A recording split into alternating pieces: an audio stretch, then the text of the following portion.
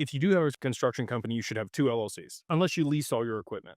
If you lease all your equipment, then you're just gonna have the service company. Doesn't matter. Whatever service company should be leasing the equipment, because if anything bad happens and it's above the insurance that you cover, what your insurance covers you for, somebody's gonna be able to come after you for the other assets inside that corporation. If it's a service company and you're leasing the assets from your holding company, they can't come after these assets in the holding company because they're a separate company and you have limited liability with the service company. So ideally, you don't have digital assets in either one. For sure, not the service company, maybe the holding company as a treasury, but ideally it's segregated into its own LLC, separate of other stuff, just like real estate. Like you wouldn't hold real estate in the same LLC as your operating company because, again, if somebody sues you or somebody falls on the property or anything happens, that property can then be taken in a lawsuit. So you want to limit that liability. So personally, I would parse that out. I would segregate it. And if you don't have your assets separated from your service company today, I would highly recommend working with an estate planner or a tax attorney to structure that appropriately to be able to mitigate the risk of loss of those assets. If you do have heavy equipment, obviously you're getting, the Section 179 deductions. You're able to write that off, which is awesome. But